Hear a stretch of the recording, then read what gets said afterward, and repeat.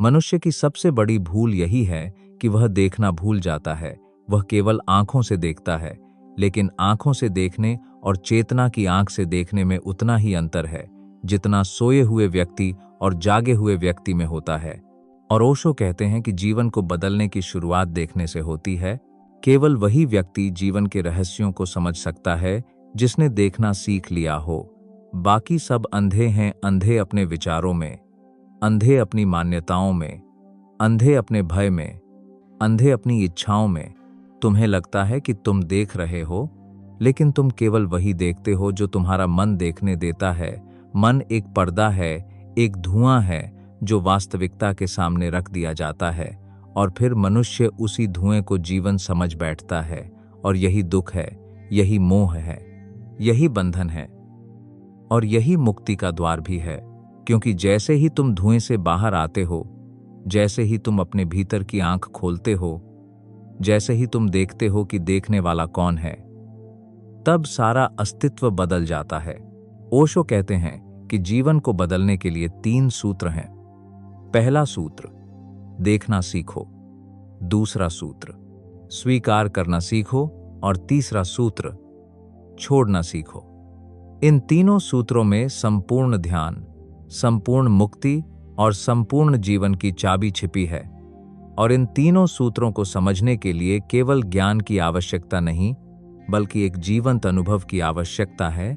और यह अनुभव केवल वही प्राप्त कर सकता है जो भीतर उतरता है, जो अपने मन, अपने विचारों, अपने अहंकार को एक तरफ रखकर नंगे मन से, नंगे हृदय से, नंगी चेतना से जीवन को देखता है। क्योंकि जीवन एक पहेली नहीं है जिसे समझना है। जीवन एक गीत है जिसे केवल महसूस करना है। एक नृत्य है जिसमें केवल खोया जा सकता है। एक नदी है जिसमें केवल बहना होता है।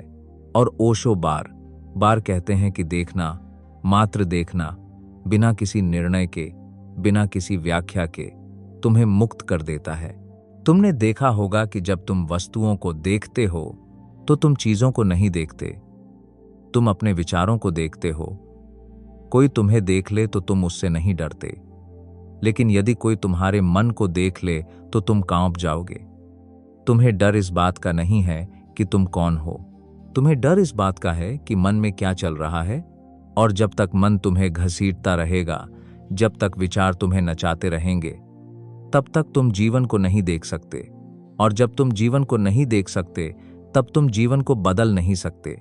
क्योंकि परिवर्तन देखना है, परिवर्तन समझना है, परिवर्तन जागना है।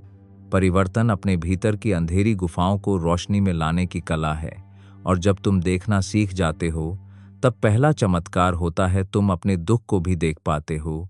पहले तुम दुख को अनुभव करते थे, अब तुम दुख को देखते हो। पहले दुख तुम्हारे भीतर रहता था, अब तुम दुख के बाहर खड़े होकर उसे देखते हो। पहले दुख तुम्हें घेर लेता था, अब तुम दुख को घेर लेते हो। पहले दुख तुम पर मालिक था, अब तुम दुख के साक्षी हो। और जहां साक्षी है वहां परिवर्तन है, वहां स्वतंत्रता है, वहां नृत्य है। ओशो कहते हैं, साक्षी होना ही ध्यान है, और ध्यान ही वह पुल है जो मनुष्य को मन से दूर और चेतना के पास ले जाता है।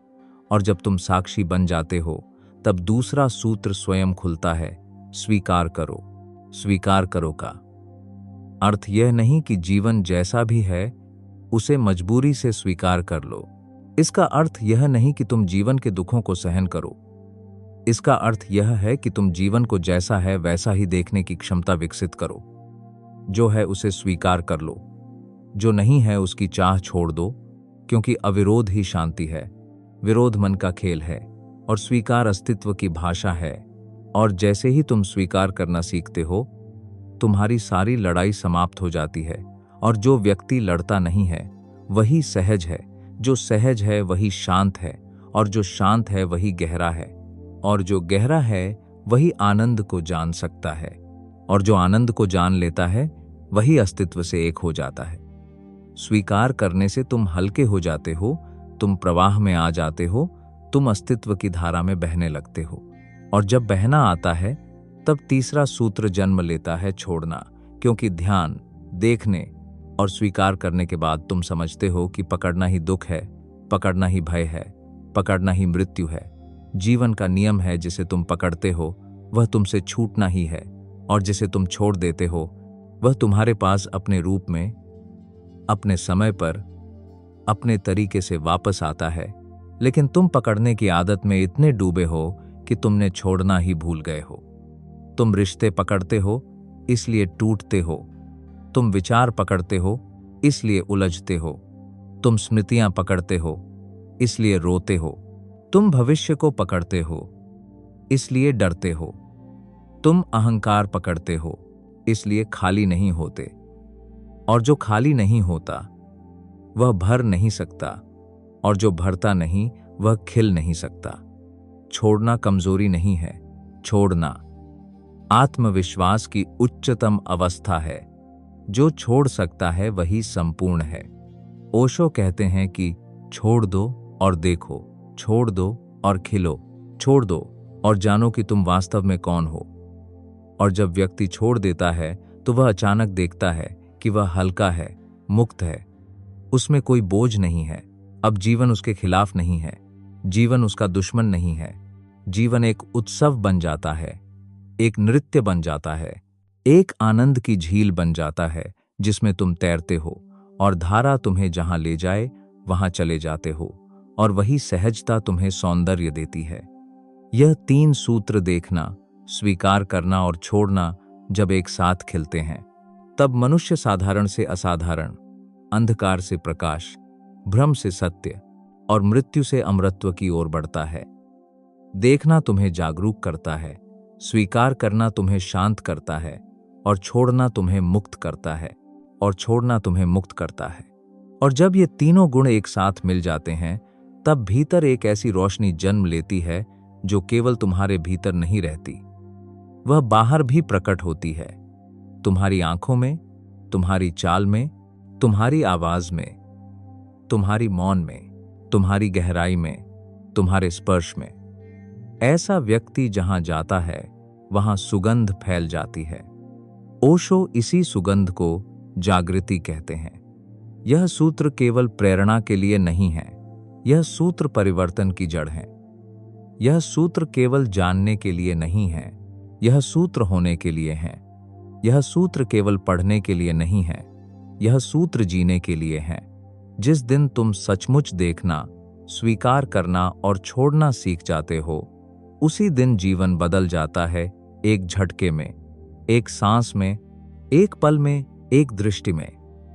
जीवन बदलने में समय नहीं लगता, केवल एक जागरूकता चाहिए, और वही जागरूकता ओशो का पूरा संदेश है। देखो, महसूस करो, समझो, स्वीकार करो, छोड़ दो, और फिर जीवन को एक उपहार की तरह जियो, एक खेल की तरह, एक नृत्य की तरह, एक ध्यान की तरह। यही ओशो का धर्म है, जीवन को गले लगाना, न कि जीवन से भागना, जीवन को समझना, न कि जीवन से लड़ना, और जीवन को जीना, न कि केवल गुजारना। जो व्यक्ति इन 3 सूत्रों को जी लेता है, उसके लिए हर पल नया है, हर दिन नया है, हर सांस नया है, और हर क्षण एक क्रांति है। यही जागरण है, यही मुक्ति है, यही जीवन का सार है।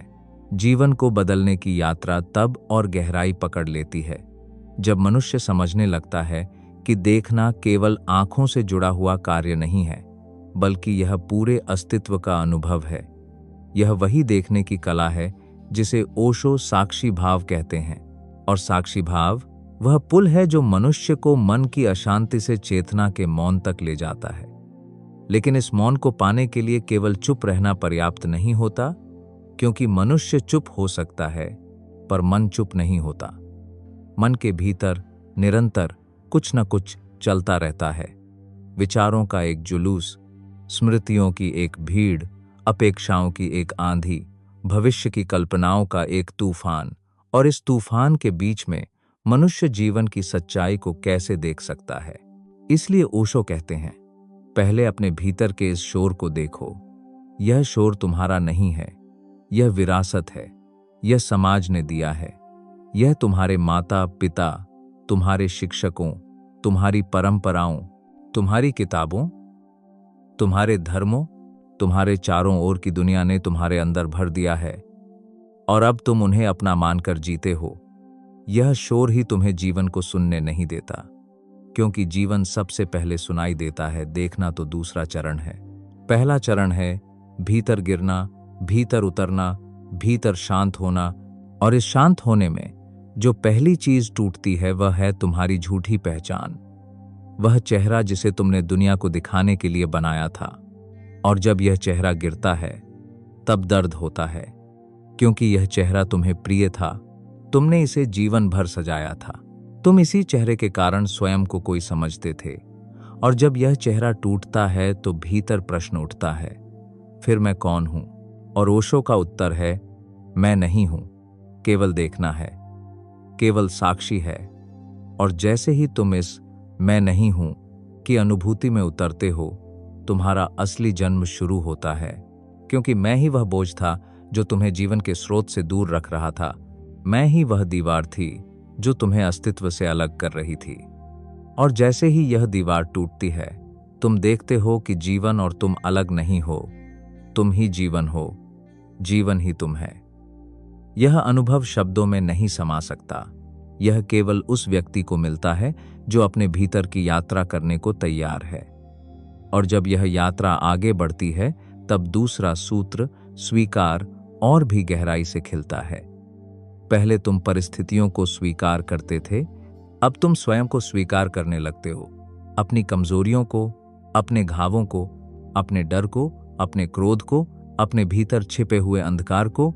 और जब तुम इसे स्वीकार करते हो तो यह अंधकार बदलने लगता है, क्योंकि अंधकार से लड़ो तो वह गहरा हो जाता है, उसे अपनाओ तो वो पिघलने लगता है। मनुष्य अपने भीतर से इसलिए नहीं डरता कि भीतर कुछ बुरा है, बल्कि इसलिए कि भीतर सब कुछ सच्चा है, और सच्चाई से सामना करना मन को सबसे कठिन कार्य लगता है। लेकिन जब तुम इस सत्य को स्वीकार कर लेते हो, तब तीसरा सूत्र, छोड़ना, एक नए रूप में प्रकट होता है। पहले तुम चीजें छोड़ते थे, अब तुम स्वयं को छोड़ने लगते हो। मैं को छोड़ना, मेरे को छोड़ना, अपनी कहानी को छोड़ना, अपनी दुखद गाथाओं को छोड़ना, अपनी इच्छाओं को छोड़ना, उन सब भावनाओं को छोड़ना जिनसे तुम चिपके हुए थे।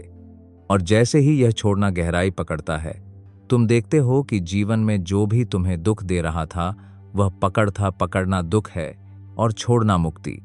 तुम जब छोड़ते हो तो तुम कुछ खोते नहीं। तुम जो खोते हो वह भ्रम है, और जो मिलता है वह सत्य है। तुम्हारे भीतर एक नए प्रकार की रोशनी जन्म लेने लगती है, एक शांत, स्थिर, मौन, स्थायी प्रकाश जो तुम्हारी हर सांस में समा जाता है, तुम्हारी हर धड़कन में नाचने लगता है। धीरे धीरे तुम्हें एहसास होता है कि जीवन जितना बाहर है उससे कहीं अधिक भीतर है। बाहर का जीवन तो केवल एक परछाई है, भीतर की अनुभूति ही वास्तविक जीवन है। और जैसे जैसे तुम देखना सीखते जाते हो, भीतर का जीवन जागने लगता है। और यह जागरण छोटा नहीं होता, यह एक विस्फोट है, एक प्रकाश का विस्फोट, एक चेतना का विस्फोट जो तुम्हें पुराना रहने नहीं देता। तुम वापस वही नहीं हो सकते जो पहले थे, क्योंकि जिसने एक बार सत्य को देख लिया वह फिर झूठ में नहीं जी सकता। जिसने एक बार मौन को छू लिया वह फिर शोर में नहीं डूब सकता। जिसने एक बार भीतर की रोशनी को पहचान लिया वह फिर अंधेरे का हिस्सा नहीं रह सकता। और इसी जागरण में ओशो कहते हैं, जीवन बदल जाता है। लेकिन जीवन बदलना कोई भविष्य की बात नहीं है। जीवन बदलना कोई लंबी प्रक्रिया नहीं है। जीवन बदलना एक पल का खेल है। यह तभी होता है जब तुम भीतर से टूटते हो और उसी टूटन में नया जन्म लेते हो।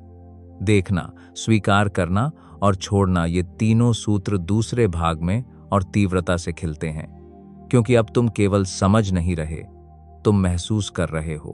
अब तुम केवल सीख नहीं रहे, तुम अनुभव कर रहे हो। अब तुम केवल जान नहीं रहे, तुम बन रहे हो। और यही गहराई तुम्हें एक नए जीवन, एक नए प्रकाश, एक नए अस्तित्व की ओर ले जा रही है। धीरे धीरे तुम्हें एहसास होता है कि जीवन कोई समस्या नहीं है जिसे हल करना है। जीवन एक रहस्य है जिसे जीना है।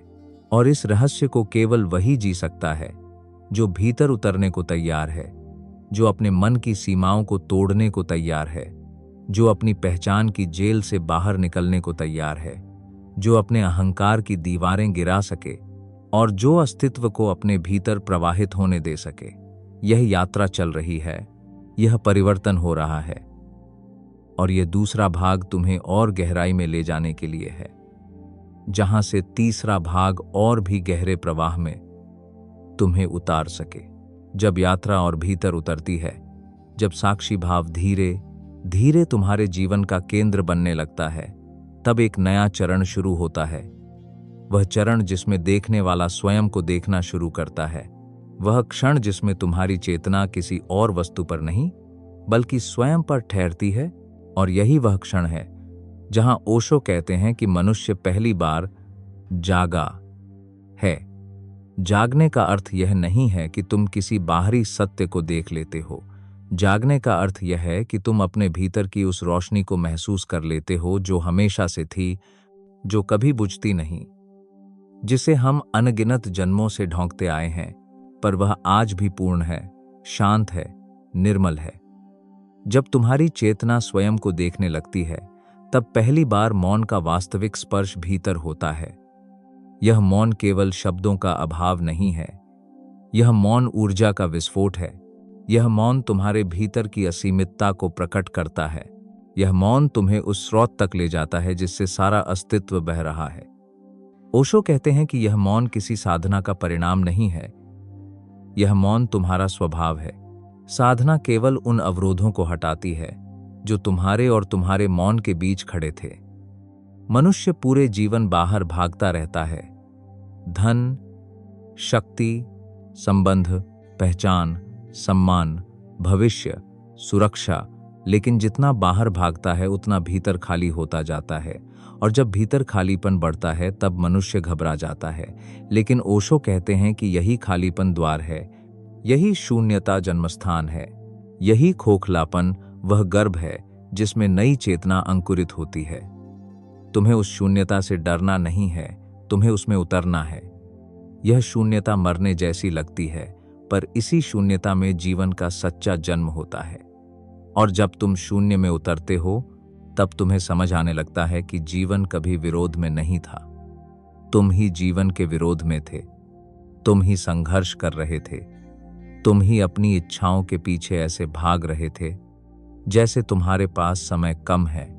लेकिन सच तो यह है कि समय तुमसे नहीं भाग रहा, तुम समय से भाग रहे हो।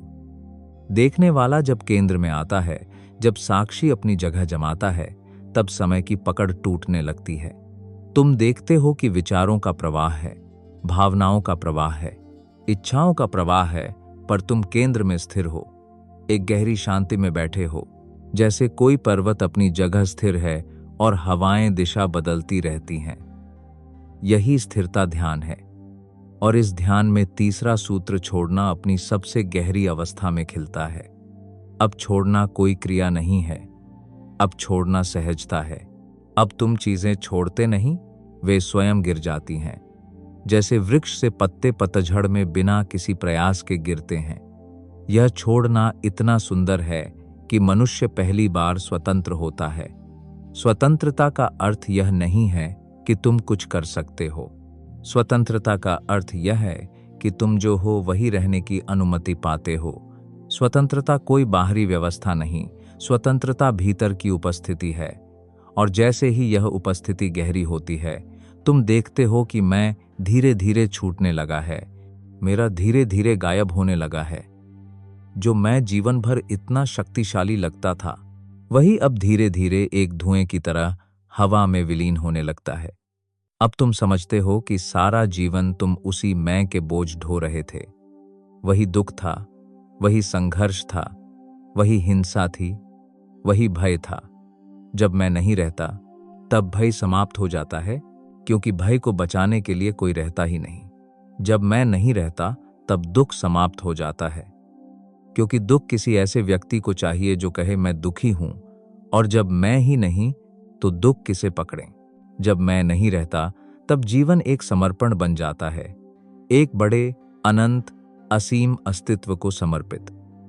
यही समर्पण ओशो की भाषा में धर्म है, न कि कोई संस्था, न कोई पुस्तक, न कोई पूजा। धर्म है जीवन के प्रति खुलना, जीवन को भीतर आमंत्रित करना। और जब यह खुलापन आता है, तुम देखते हो कि जो कुछ तुम जीवन में खोज रहे थे वह भीतर ही बैठा हुआ था। जिसे तुम प्रेम कहते थे वह तुम्हारी अपनी उपस्थिति थी। जिसे तुम आनंद कहते थे वह तुम्हारी चेतना का प्रकाश था। जिसे तुम ईश्वर कहते थे वह तुम्हारा साक्षी था। इन 3 सूत्रों ने तुम्हें धीरे धीरे उसी देवत्व की ओर लौटाया है जिसे तुमने भुला दिया था। और यह तीसरा भाग तुम्हारे भीतर उस आग को प्रज्वलित करता है जो अब बुझ नहीं सकती। दृष्टि की आग, मौन की आग, चेतना की आग। अब यह यात्रा रुकने वाली नहीं है, क्योंकि जिसने एक कदम भीतर रखा वह फिर बाहर की दुनिया में खो नहीं सकता। तुम अब वहीं लौटोगे जहां से तुम आए थे, अस्तित्व की गोद में, उसकी शांति में, उसकी धड़कन में, उसके प्रेम में। यही है देखने की शक्ति, यही है जीवन का परिवर्तन, यही है ओशो का संदेश। जब यात्रा के अंतिम चरण में मनुष्य पहुंचता है, तब देखना अब कोई अभ्यास नहीं रहता। वह जीवन की सांस बन जाता है।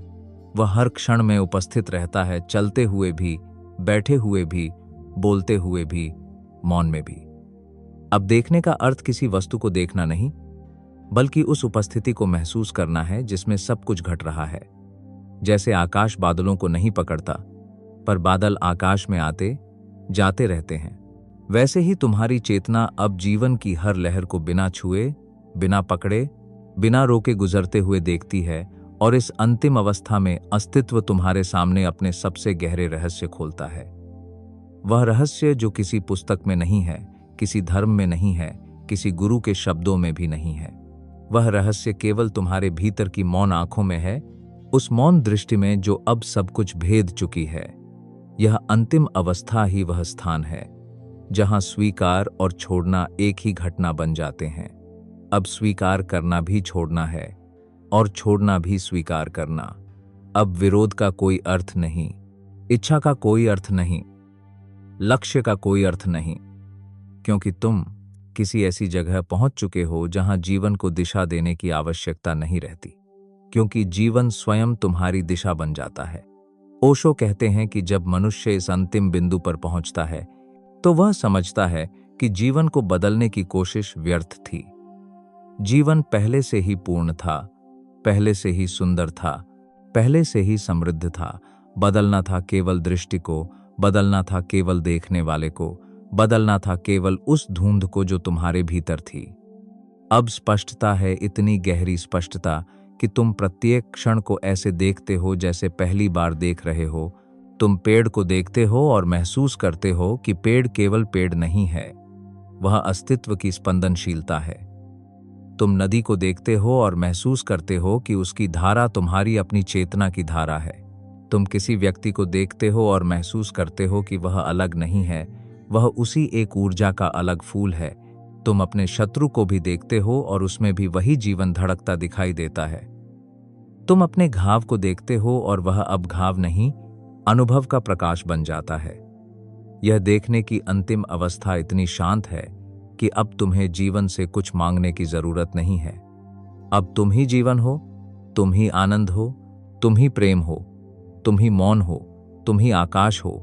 और तुम्हें पता चलता है कि सारा संघर्ष इसी गलतफहमी पर आधारित था कि मैं अलग हूं। जब यह भ्रम गिरता है, तब अस्तित्व की एकता खुलती है, और इस एकता में जो आनंद है वह शब्दों से परे है।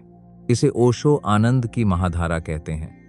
इस अंतिम अवस्था में तीनों सूत्र अपने सीमित अर्थों से आगे बढ़कर शुद्ध ऊर्जा बन जाते हैं। देखना अब ध्यान है, स्वीकार करना अब करुणा है, और छोड़ना अब स्वतंत्रता है। अब तुम्हें किसी नियम की जरूरत नहीं, किसी सिद्धांत की जरूरत नहीं, किसी शास्त्र की जरूरत नहीं, क्योंकि तुम्हारा भीतर ही अब शास्त्र बन गया है। यही वह क्षण है जब ओशो कहते हैं, अब तुम साधारण मनुष्य नहीं रहे, अब तुम एक नई चेतना हो, एक नया जीवन हो, एक नई शुरुआत हो। यहां शब्द समाप्त हो जाते हैं, यहां विचार समाप्त हो जाते हैं, यहां व्यक्ति समाप्त हो जाता है, और जहां यह सब समाप्त होता है, वहीं से अस्तित्व की वास्तविक यात्रा शुरू होती है। एक ऐसी यात्रा जिसमें कोई मंजिल नहीं, क्योंकि मंजिल स्वयं हर क्षण उपस्थित है। एक ऐसा आनंद जिसमें कोई कारण नहीं, क्योंकि आनंद अब तुम्हारी प्रकृति है। एक ऐसी स्वतंत्रता जिसमें कोई प्रयास नहीं, क्योंकि जिसे पकड़ना था वह गिर चुका है, जिसे ढूंढना था वह मिल चुका है, जिसे होना था वह तुम हो चुके हो। इस अंतिम अवस्था में मनुष्य पहली बार जीवन को नहीं जीता, जीवन उसे जीता है। और यही ओशो का सार है। देखो, समझो, स्वीकारो, छोड़ो और फिर बहो। इतने सहज, इतने मौन, इतने मुक्त होकर बहो कि स्वयं अस्तित्व तुम्हारा गीत गाने लगे। यही अंतिम सूत्र है, यही अंतिम द्वार है, यही अंतिम मुक्ति है, यही अंतिम सत्य है।